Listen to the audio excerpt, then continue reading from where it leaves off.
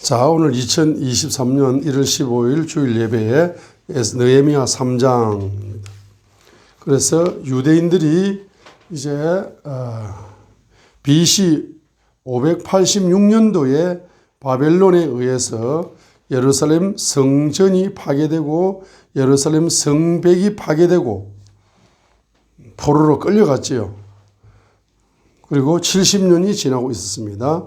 페르시아 시대에 스룹바벨에 의해서 예루살렘 성전이 재건되는 것이 BC 516년입니다.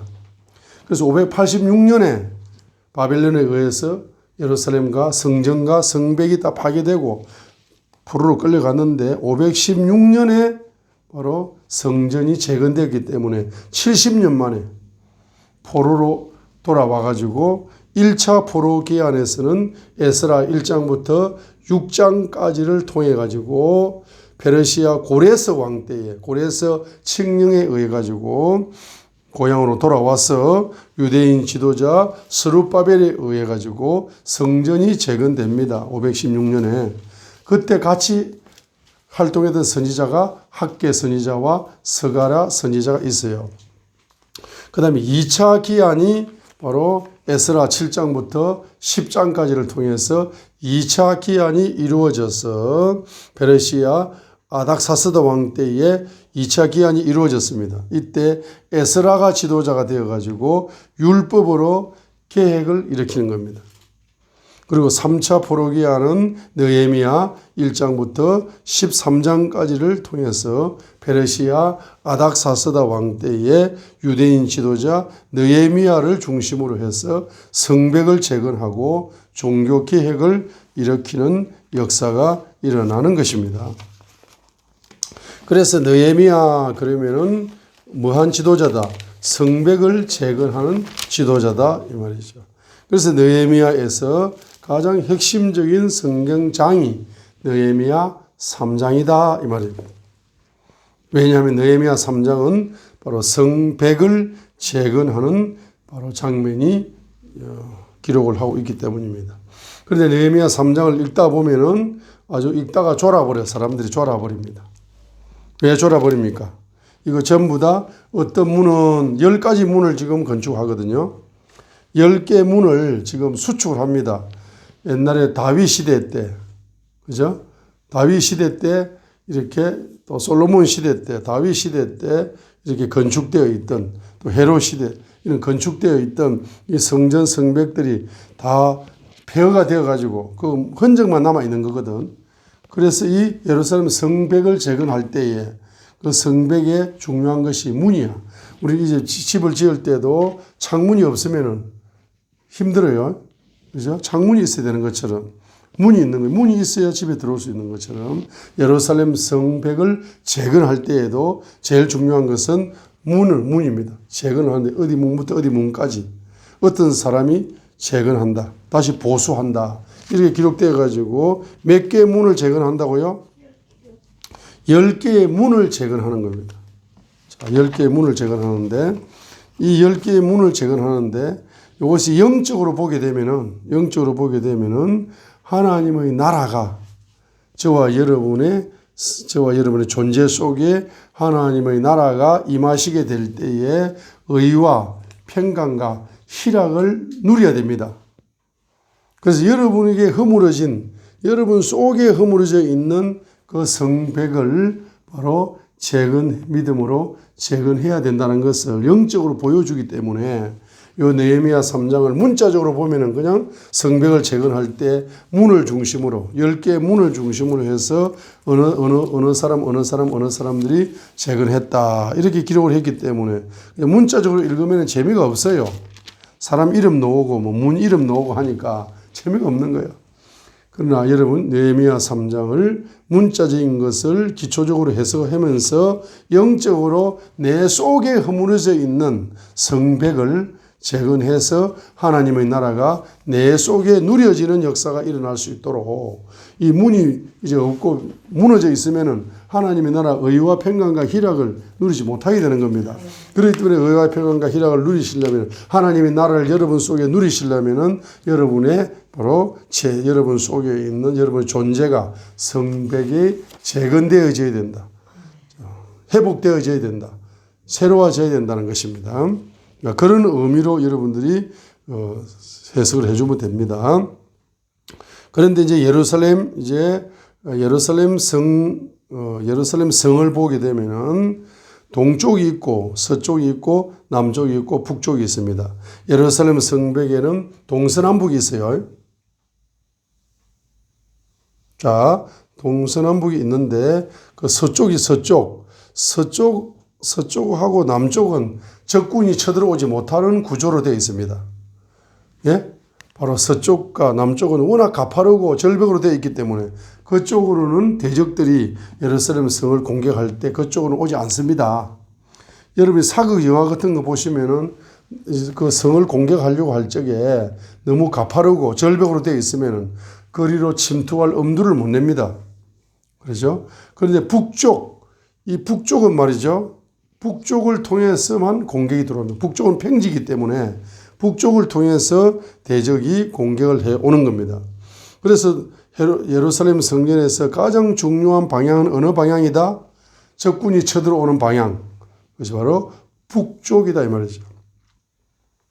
그래서 북쪽에 문이 있습니다. 특별히 이제 북쪽하고 서쪽하고 가파른 서쪽하고 북쪽하고 서쪽에 문이 있는데 북쪽하고 서쪽에 문이 몇 개냐? 하나, 둘, 셋, 네 개입니다. 네 개의 문이 있는 거라. 한번 따라합니다. 양문이 있습니다. 두 번째로 어문이 있습니다. 세 번째로 6절에 보면은 자, 1절에 양문이 있죠. 그리고 이제 어문이 나옵니다. 어문이 3절에 물고기 문입니다. 어문. 그다음에 6절에 보니까 옛날 조상 대대로 그게 문이 있었어요. 옛날 문. 그다음에 13절에 보면은 골짜기 문이 나온다. 골짜기 문이 나와요. 자, 그래서 첫 번째 문이 무슨 문입니까? 양문이다. 양문. 자, 성을 건축하자 했을 때에 느헤미야 2장 18절을 보세요. 지금 70년 동안 허물어져 있던 성벽을 다시 보수해야 되고 재건해야 되는데, 이것은 느헤미야 2장 18절입니다. 그때에 내가 그들에게 백성들을 모아놓고 느헤미야가 이제 뭡니까? 마음을 설득시킬 때 어떤 말을 씁니까? 두 가지 말을 씁니다. 느헤미야 2장 18절에 그때에 내가 그들에게 뭐라고 삽니까? 내 위에 선하게 임한 하나님의 손. 느헤미야에게 누가 임했다는 겁니까? 선한 하나님의 손이 임했다 이 말입니다. 선한 하나님의 손이 임하니까 느헤미야 1장에 보게 되면은 그가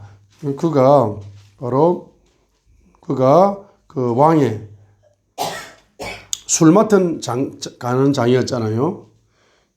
그러니까 월급도 많고 높은 신분이고 왕하고 친하고 하니까 편안하게 직장 생활을 할 수 있는 겁니다. 그렇죠. 그런데 하나님의 선한 손이 임하게 되니까 고향에 예루살렘 성벽이 다 파쇄되어 가지고 신앙생활도 엉터리로 하고 이렇게 하게 되니까 자기 마음이 너무 괴로워서 기도하는 가운데 왕이 허락을 했습니다. 그래서 왕이 내게 하신 말씀이 느헤미야 1장에 있습니다. 그리고 고향 생활에 괴로워하지 말고 너가 예루살렘 성벽을 건축하는 총독으로 가서 너가 힘써서 일을 하고 오라라고 허락을 받았습니다. 그래서 하나님의 선한 손이 느헤미야에게 임하고 또 그 왕이 허락을 했죠. 왕이 허락을 한 겁니다. 자, 느헤미야 2장에서 아닥사스다 왕의 제20년 니산월에 이제 왕이 이제 허락을 하는 겁니다. 아닥사스다 왕이 허락을 하는 겁니다. 그렇죠? 자, 그래서 그것을 왕의 말을 허락하는 말을 고하였더니 이스라엘 민족이 어떻게 합니까? 우리가 일어나 건축하자. 우리가 일어나 건축하자. 이 사람들이 말이죠. 우리가 일어나 건축하자. 자, 느헤미야 2장 18절에 자, 그들이 이르되 우리가 일어나 건축하자. 그럼 우리가 일어나 건축할 때 이 우리라는 사람들이 느헤미야 3장에 다 기록되어 있습니다. 약 75명 정도가 지도자가 기록되어 있습니다. 그럼 이 우리가 일어나 건축하자 하니까 이 사람들이 물질적으로 부유로운 사람입니까? 가난한 사람들입니까? 가난한 사람들입니다. 70년 포로 생활 하다가 돌아왔으니까 물론 그 중에 부자도 있어요. 대부분이 뭡니까? 자기 생계 유지에 급급한 사람들이 많아요. 그런데 그들이 뭡니까? 우리가 일어나 건축하자라고 그들이 바로 믿음의 결단을 하는 겁니다. 이처럼 그들이 자기 손을 강하게 하여 이 선한 일을 하려고 했습니다.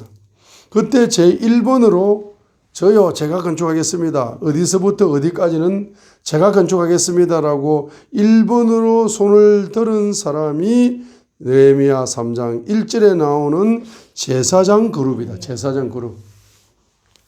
제사장 그룹이 솔선수범하여 1번으로 문 중에 제일 중요한 문, 1번 제일 중요한 문은 양이 출입하는 문이 있어요.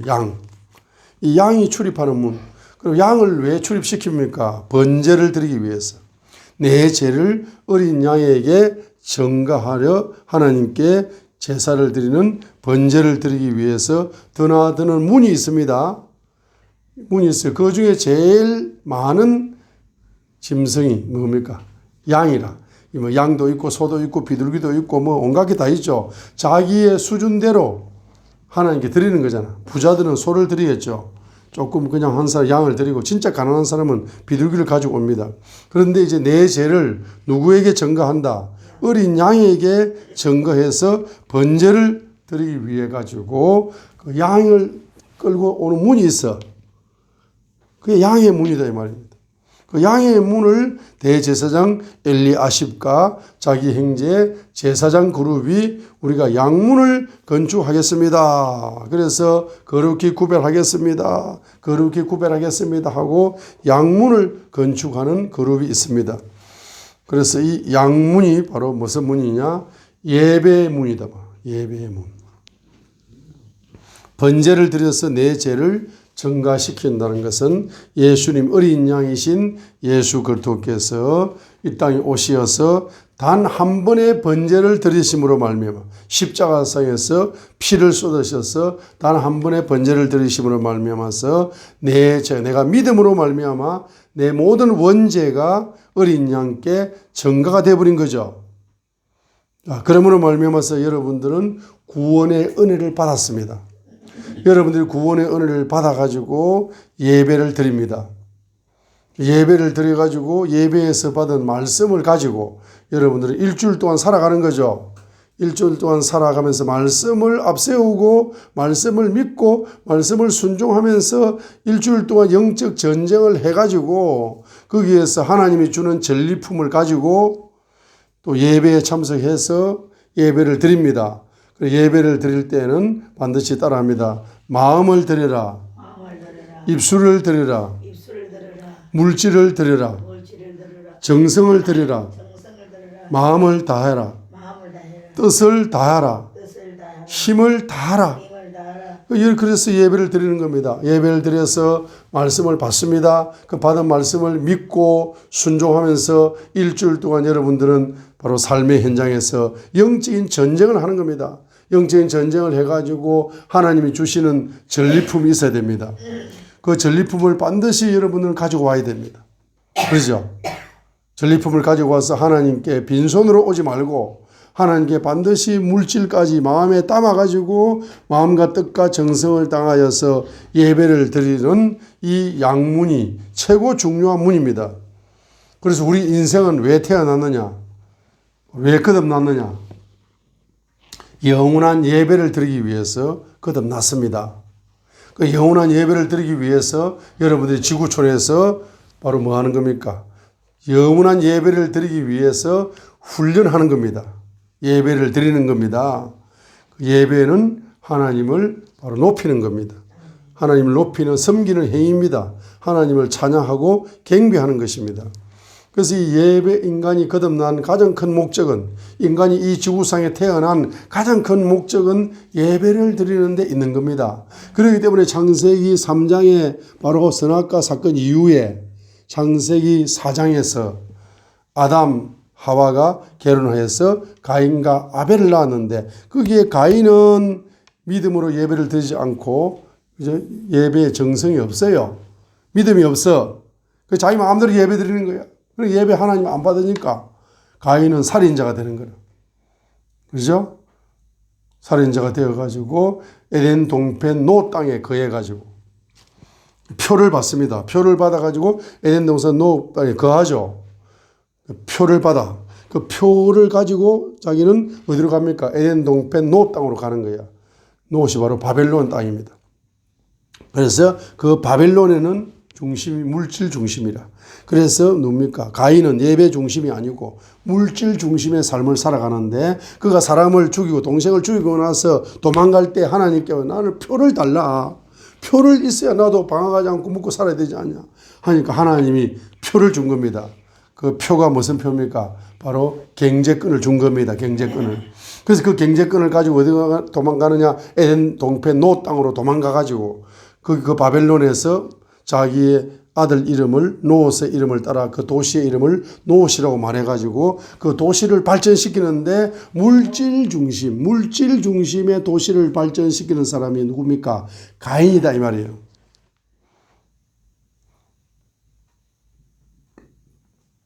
그렇죠. 그런데 누굽니까? 아벨은 예배 중심의 문화를 발전시키는 아벨과 그의 후손 셋과 에노스로부터 노아로부터 쫙 내려가는 그 계통이 바로 셈의 계통입니다. 셈의 계통은 예배 문화, 예배 중심의 삶을 살아감으로써 이제 그 사람들이 하나님께 쓰임받는 역사가 일어나는 겁니다. 그래서 왜 창세기 4장에서 예배를 중요하게 생각하느냐?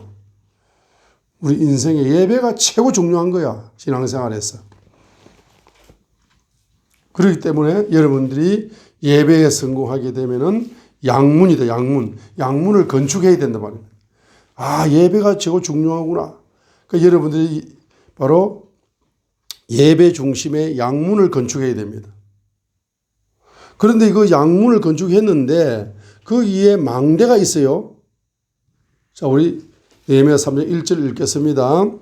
그때 대제사장 엘리야십이 자기 형제들인 제사장들과 함께 일어나 그들이 양문을 건축하고 그것을 거룩히 구별하여 그것에 문짝을 달며 두 개의 망대를 건축합니다. 망대, 첫 번째 망대가 메아 망대, 두 번째 망대가 하나넬 망대 했습니다. 이 망대가 뭐 하는 겁니까? 망대가 타워에 타워. 타워 빌딩 가봤어요? 타워. TOWER, 타워. 망대가 뭐 높은 겁니다. 여러분이 전쟁 영화를 보시면 말이죠. 성이 있잖아. 성이 있고 문이 있죠. 문도 있고 성이 있습니다. 근데 그 성을 쭉 이렇게 팽팽하게 가다가 바로 높이 솟은 곳이 있어. 그게 망대입니다. 그게 높으면 높을수록 적군을 저 멀리 있는 적군까지 볼 수 있는 망경 같은 역할을 하는 게 우뚝 쏟은 망대입니다. 그래서 망대가 없으면은 여러분 전쟁을 할 수가 없어요. 망대에서 보초병들이 망경을 가지고 쫙 보는 것처럼 저 멀리 적군들이 오는지 없는지 살피는 겁니다. 그래서 망대가 성벽을 재건하는데 망대가 제일 중요한 게 망대입니다. 그러죠. 그런데 그 망대가 두 종류가 있다는 거라. 첫 번째는 메아 망대를, 두 번째는 하나넬 망대를 했습니다. 자, 이 메아 망대가 숫자로 말하면은 100입니다. 100. 메아 망대 몇 명이 망을 보는 사람 몇 명이 올라갈 수 있다. 100명이 올라갈 수 있다. 100명이 올라가서 망을 볼 수 있는 데가 메아 망대라. 망을 본다. 이거는 중보 기도자를 이야기하는 겁니다. 메아 망대. 자, 여러분들이 전쟁을 할 때에 전쟁의 준비가 망대에 올라가서 적군이 오는지 안 오는지를 뭐 해야 됩니까? 살피는 역할을 해야 돼요. 그게 망대입니다. 그 메아 망대, 엄청난 넓은 망대입니다. 100명이 올라가야 되니까. 최소 100명이 올라갈 수 있는 메아 망대를 이제 재건해가지고 그 메아 망대에서 적군이 오는 동서남북을 100명의 눈이 바라보니까 200개의 눈이 바라보니까 잘 볼 수가 있겠죠. 바로 여러분들이 영적 전쟁을 승리하기 위해서는 무슨 망대가 중요하다? 메아 망대가 중요합니다. 한마디로 말하면은 중보 기도자가 중요하다 말입니다.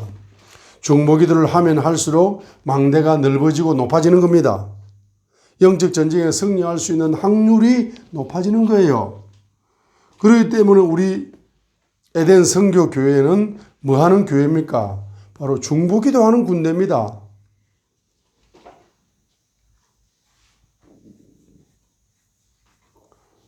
여러분이 중보 기도하게 될 때에 영적 전쟁의 승리의 원동력이 되는 것이죠. 자, 두 번째 망대가 무슨 망대입니까? 하나넬 망대다. 이 말이에요. 이 하나넬 망대의 뜻이 뭐냐? 따라하겠습니다. 하나님이 주신 것, 이런 뜻을 가지고 있습니다. 하나넬 망대는 누가 주신 것이다? 하나님이 주신 것이기 때문에 다른 말로 하면은 하나님이 우리의 망대가 되어 주신다. 이런 뜻을 가지고 있는 것이 하나넬 망대다 이 말이에요. 자, 그래서 첫 번째 망대 이름이 뭐라고요? 메아 망대다.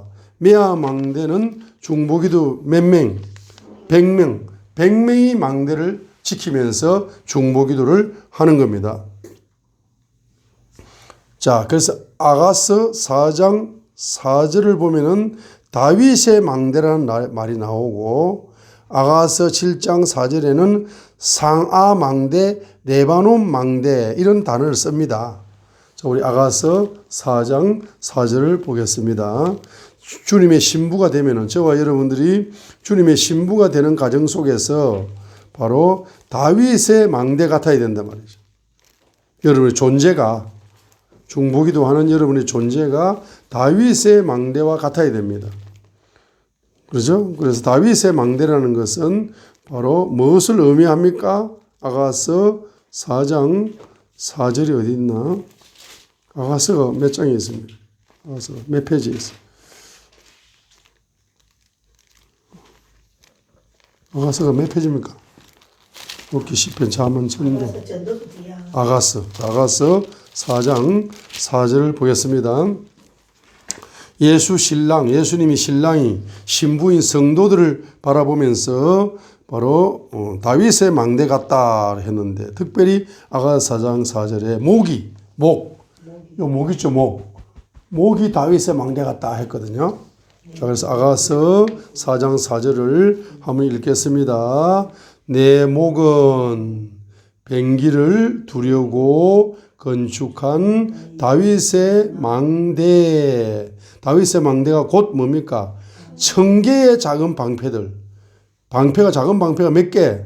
1000개예요, 1000개. 무기가. 그 다음에 용사들의 모든 큰 방패를 걸어둔 망대 같다.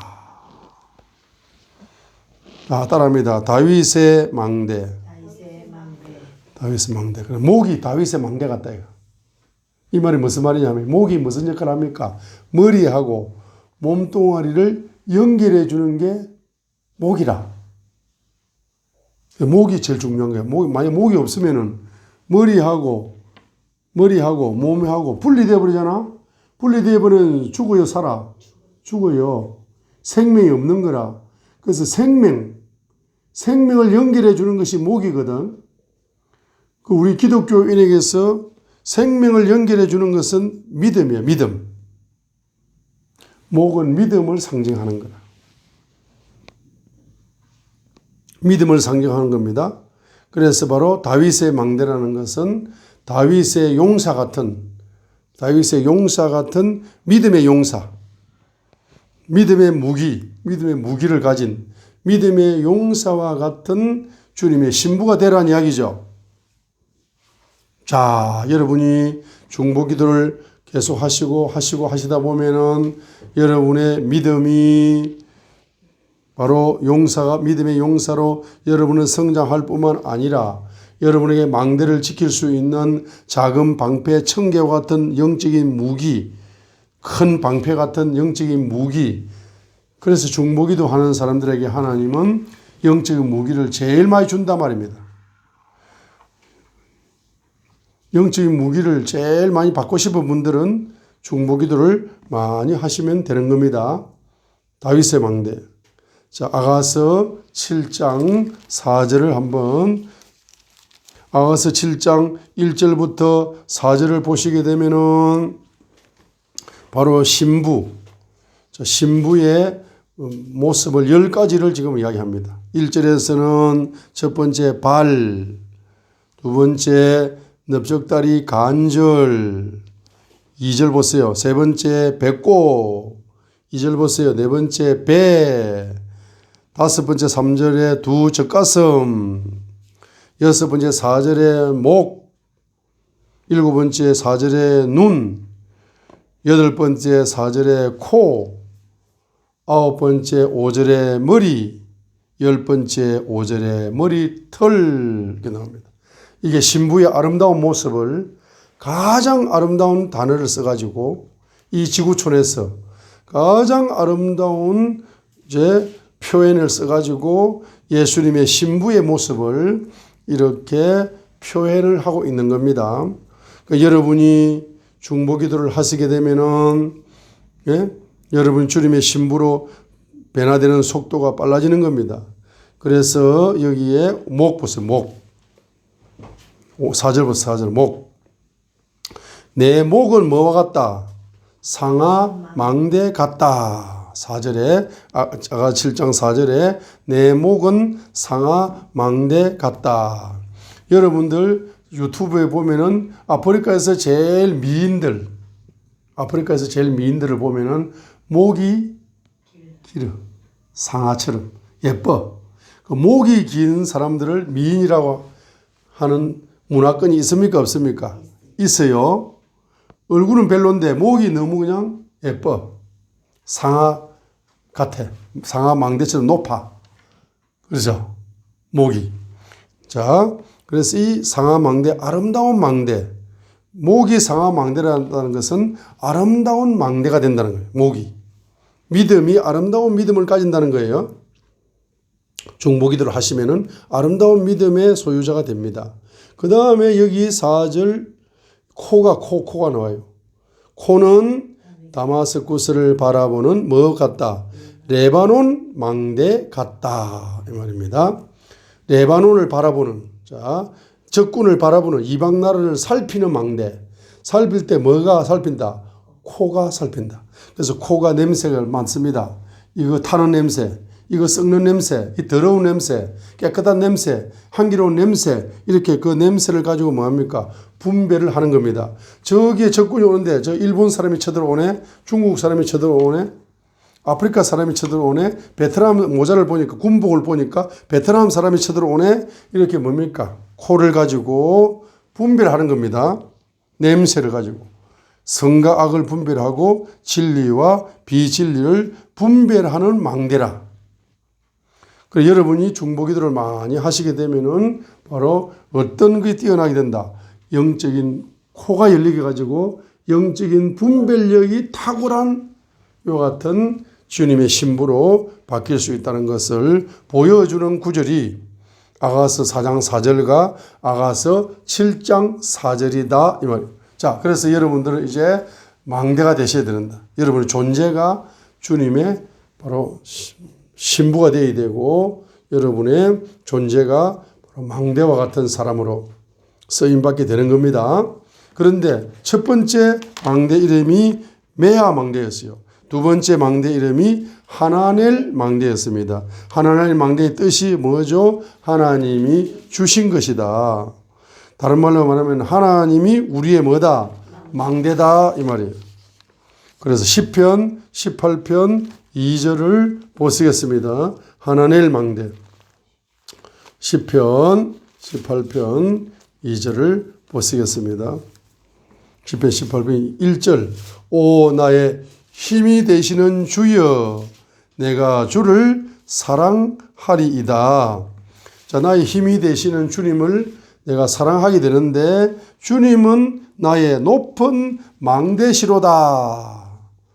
시편 18편 바로 2절 맨 마지막에 보세요. 주님은 누구시다? 나의 높은 망대시로다.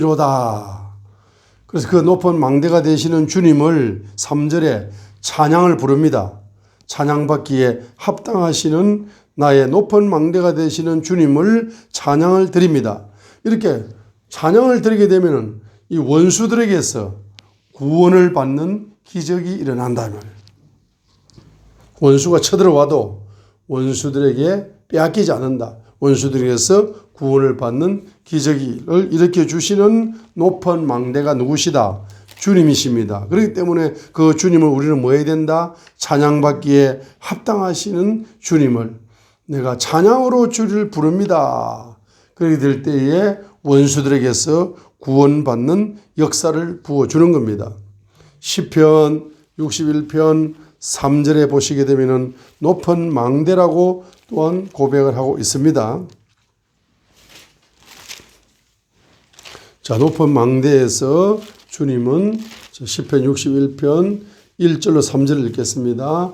오 하나님이여 내 부르짖음을 들으시고 내 기도에 주의를 기울이소서. 기도 응답을 어떻게 받는가? 2절 내 마음이 짓눌릴 때에 내가 땅끝에서부터 주께 뭐요? 부르짖어 기도합니다. 나보다 높은 반석으로 나를 인도하소서라고 기도를 합니다. 그때 주께서 나를 위한 뭐가 된다? 피난처가 되십니다. 기도하면은 주님이 나의 피난처가 되세요. 그런데 원수를 피할 주님의 존재가 나의 피난처가 되시고 주님의 존재가 원수를 피할 견고한 망대가 되신다요. 주님의 존재가. 자, 우리 시편 144편 2절을 보겠습니다. 이제 백성들이 나에게 복종하는 역사가 일어난다. 시편 144편 1절 2절 읽어요. 1절 2절 나의 힘이 되신 주를 찬송할지어다. 그분께서 내 손을 가르쳐 전쟁하게 하시며 내 손가락을 가르쳐 싸우게 하시는 도다. 그분은 나의 선함이시고, 이거 특이한 구절입니다. 나의 요새시요, 나의 높은 망대시요, 나의 구출자시요, 나의 방패시니, 나의 뭐가 된다? 방패시니. 나의 높은 요새고 나의 높은 망대가 되시죠. 나의 구출자가 되시죠. 나의 방패가 되시죠. 이분의 성품이 뭐 하다는 겁니까? 선하다는 거예요. 지금 나의 요새시요, 나의 높은 망대시요, 나의 구출자시요, 나의 방패시는데 이분이 뭡니까? 성품이 뭐하다? 선하기 때문에 나의 선함이요라고 고백한 구절이 시편 144편 2절밖에 없어요. 다른 구절은 전부 다 나의 요새시요, 나의 높은 망대시요, 나의 구출자시요, 나의 방패시요, 나의 피난처시요 뭐 이런 단어를 쓰는데 나의 선함이라고 고백한 구절은 시편 144편 2절밖에 없습니다. 그러면은 나의 요새가 되시고 나의 높은 망대가 되시고 나의 구출자가 되시고 나의 방패가 되시는 그분은 성품이 뭐하다는 겁니까? 선하다. 굿니스. 좋은 분이다. 선한 분이다. 그 성품을 경험하는 겁니다. 그래서 그분이 나의 높은 망대가 되시게 되면은 내가 그분을 뭐하게 된다? 신뢰하게 된다. 그분을 믿게 되는 겁니다. 믿음. 자, 믿게 됩니다. 그분이 나의 높은 망대시다는 사실을 믿게 되는 겁니다. 믿게 되면은 그분께서 내 백성을 내 밑에서 뭐하게 만든다?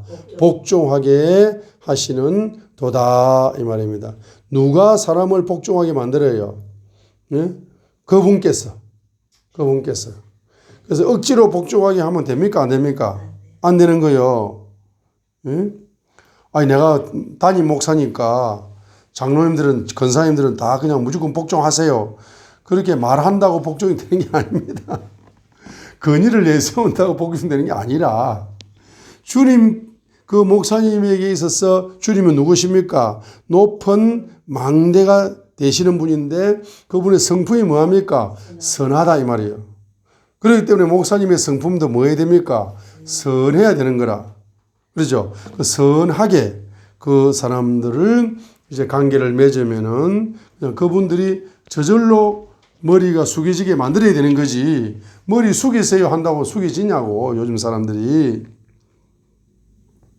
주님이 머리를 숙이게 만들어줘야 되죠.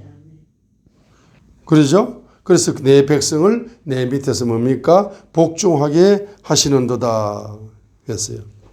자, 잠언 18장 10절이 중요합니다. 잠언 18장 10절을 보시겠어요. 이제 여러분들은 누구의 이름을 부를 때 그분 이름 자체가 여러분에게 높은 망대가 되어 주신다.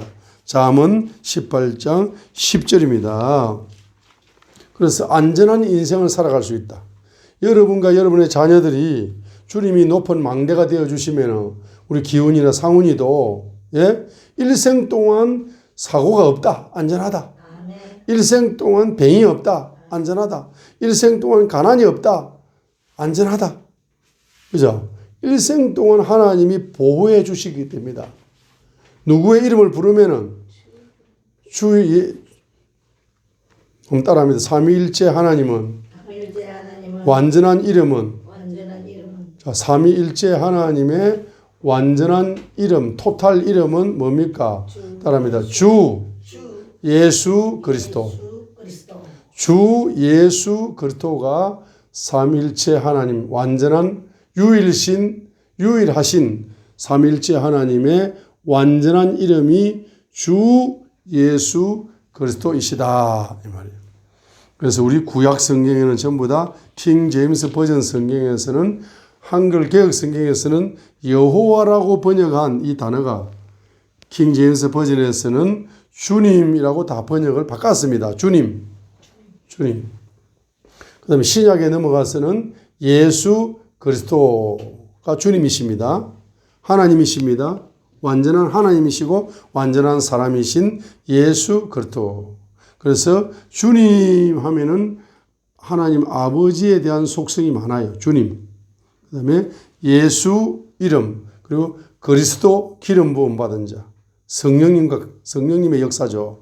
그래서 주 하나님 아버지, 예수, 그 다음에 기름 부음 받은 성령님의 역사를 통한 기름 부음 받은 바로 그리스도. 그래서 여러분들은 주 예수 그리스도시여 나를 불쌍히 여겨 주십시오 라고 누가 소경이 외쳤죠. 다윗의 자손 예수여 나를 불쌍히 여기소서. 다윗의 자손 예수가 누굽니까? 주 예수 그리스도이시다 이 말이에요. 여러분들은 그분의 이름이 누굽니까? 주 예수 그리스도이시다. 그래서 주 예수 그리스도의 이름을 부르면은 그 이름 자체가 여러분에게 뭐가 되어 주신다? 견고한 망대가 되어 주신다 이 말. 견고한 망대. 어떤 망대가 세워지는 겁니까? 바로 하나넬 망대가 세워지는 거라. 하나넬 망대가. 그래서 하나님은 유일신이십니다. 그런데 삼위일체로 유일하신 신입니다. 그렇죠? 그분의 완전한 토탈 이름이 주 예수 그리스도시여 나를 불쌍히 여겨 주시옵소서라고 여러분들이 기도를 할 때에 그렇게 기도를 하고 있죠. 자, 그렇게 기도를 하고 있습니다. 그래서 요한계시록 22장 21절 성경의 마침표를 어떻게 찍고 있습니까? 주 예수 그리스도의 은혜가 너희 모두와 함께 있기를 원하노라. 아멘 하고 요한계시록 22장 성경의 마침표가 21절입니다. 마침표를 유일하신 삼일체 하나님의 이름으로 성경에 마침표를 찍는 겁니다. 자, 한번 읽겠습니다. 우리 주 예수 그리스도의 은혜가 너희 모두와 함께 있기를 원하노라. 아멘. 하고 여러분 바로 성경의 마지막 구절에 자, 베드로후서 3장 18절도 보세요. 베드로후서 3장 18절도 보시기 바랍니다. 베드로후서 3장 18절도 보세요. 오직 은혜 안에서 베드로후서 3장 18절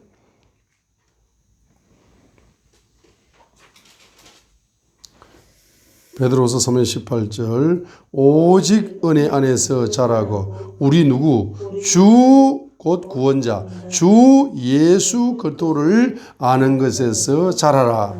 그분께 영광이 이제와 영원토록 있기를 원하노라. 아멘 하고 이렇게 마침표를 이렇게 아멘으로 찍는 거죠. 빌레몬서 402페이지 빌레몬서 1장밖에 없습니다. 빌레몬서 1장 마지막 구절 앞에 25절 빌레몬서 자 402페이지 보세요. 402페이지 빌레몬서 1장 25절 마지막 구절 앞에 보세요. 402페이지 읽겠습니다.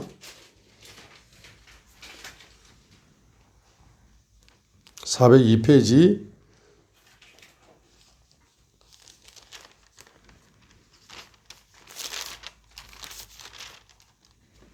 우리 주 예수 그리스도의 은혜가 너희 영과 함께 있기를 원하노라. 아멘. 빌레몬서 1장 25절 우리 주 예수 그리스도의 은혜가 너희 영과 함께 있기를 원하노라. 아멘. 396페이지 디모데후서 4장 마지막 앞에 보세요. 22절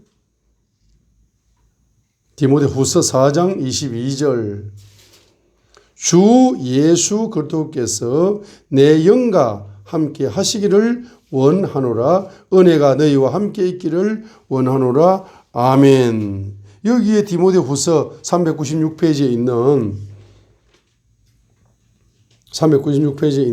디모데후서 4장 바로 22절에 보세요. 디모데후서 4장 22절에 주 예수 그리스도께서 누구와 함께 하시기를 원한다.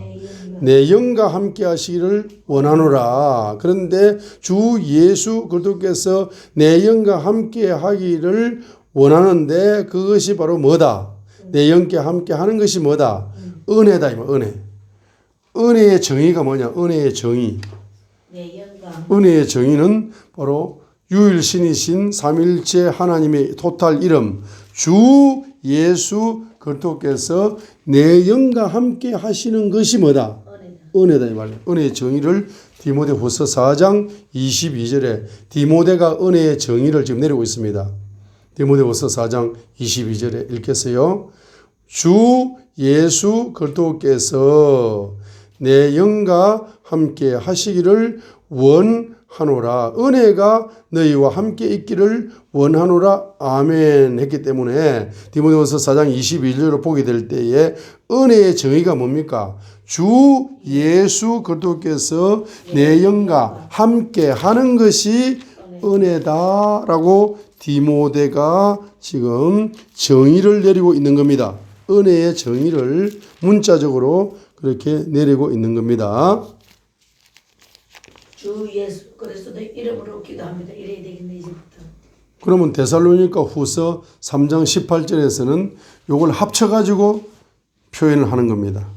우리 주 예수 그리스도의 은혜가 너희 모두와 함께 있기를 원하노라. 아멘. 데살로니가 후서 3장 18절은 자 384페이지는 방금 그 두 가지를 합쳐가지고 표현한 겁니다. 은혜를. 384페이지.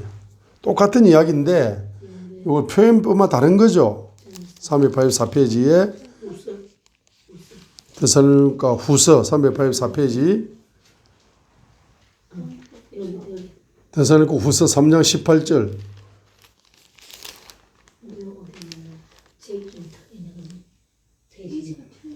자, 틀리구나. 틀립니다. 자, 데살로니가 후서 3장 18절 따라합니다. 우리 주 예수 그리스도의 은혜가 너희 모두와 함께 있기를 원하노라. 아멘. 아멘. 이렇게 그걸 붙여가지고 이렇게 표현을 또 그렇게 하는 겁니다. 그죠? 이렇게 하는 겁니다.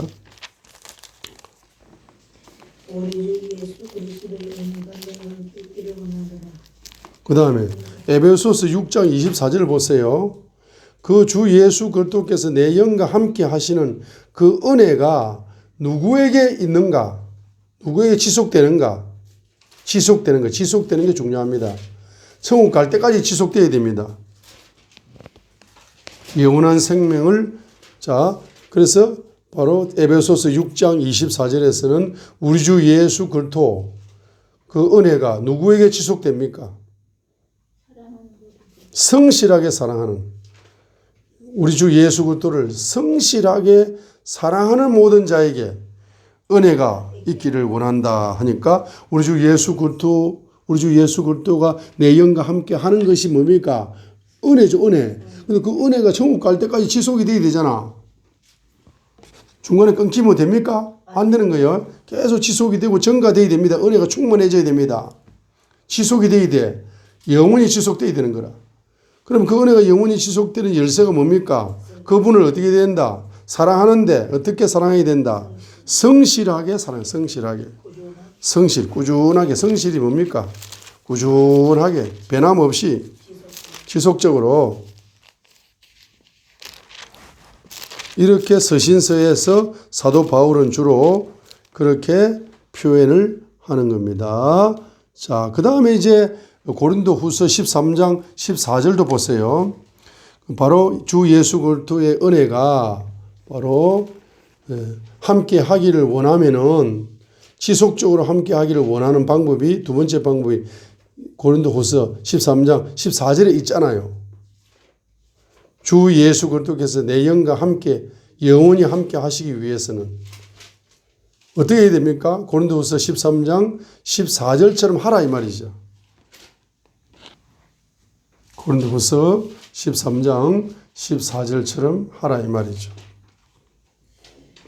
주 예수 그리스도의 은혜와 하나님의 사랑과 성령의 교통하심이 너희 모두와 함께 있기를 원하노라. 아멘. 그럼 고린도후서 바로 13장 14절에서 주 예수 그리스도의 은혜가 지속적으로 계속적으로 천국 가는 그날까지 계속적으로 나와 함께 있으려면은 두 가지를 해야 됩니다.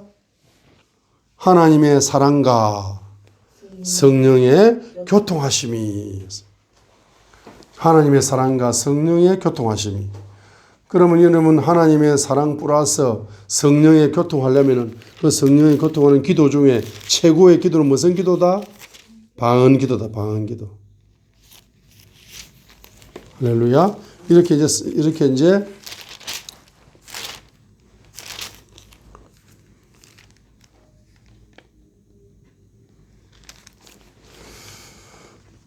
자, 그래서 잠언 18장 몇 절? 10절. 잠언 18장 10절. 견고한 망대.